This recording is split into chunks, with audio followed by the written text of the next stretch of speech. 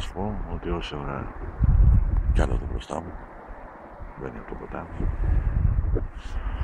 Όση ώρα ψάχνω να βρω κάπως να καβατζάρω, έτσι, ένα σημείο λιγάκι να μην βλέπουνε. Να το άλλο περιστέρι πάει πέρα. Έχω δει δύο κοπάδια περιστέρια τα οποία παίζουν εδώ μπροστά, εκεί, εδώ δηλαδή, σε αυτό το σημείο, και με έχουν καβαλήσει και καμιά δεκαριά κοπάδια παπιά ανάποδα όμως, έτσι, προς τα πάνω, προς τα πέρα, από πίσω προς τα πέρα. Είδα και καμιά 15 μικρά περάσαν έτσι το ποταμίσια, δηλαδή φρούτα εδώ το ποτάμι, ζωρί. Να τα παπιά εδώ, κοίταξε εδώ, να τα, εδώ μπροστά σου.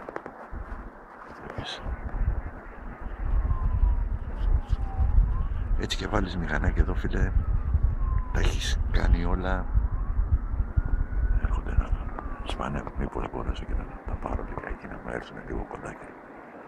Με βλέπουν όμως το λέει, γιατί είμαι σε καθαρό μέρος. Προσπαθώ απλά να τραβήξω λιγάκι από εδώ για να μπορείς να βλέπεις και εσύ.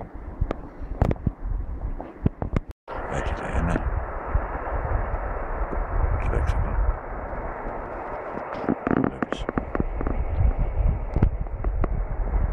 Να σου δείξω που υπολογίζω ότι θα είναι το καρτέρι σου. Το καρτέρι σου λέω να είναι εδώ. Εδώ μπροστά. Πάνω αυτό. Εδώ να είναι το καρτέρι. Έτσι ώστε όλα τα πουλιά βλέπονται έτσι από εδώ. Γιατί έρχονται από εδώ. Έτσι που κάνουν. Έτσι κάνουν μέσα. Και τα ανάποδα. Τα δύο περάσανε πίσω. Βλέπεις πάνε πίσω. Δεν μπορώ να τα...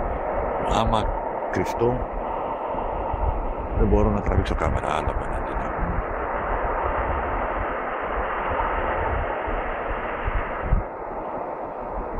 Αλλά αν βάλεις μηχανάκι εδώ και τα πλανούρια είναι... Να, τα βλέπεις δύο, έρχονται από πίσω.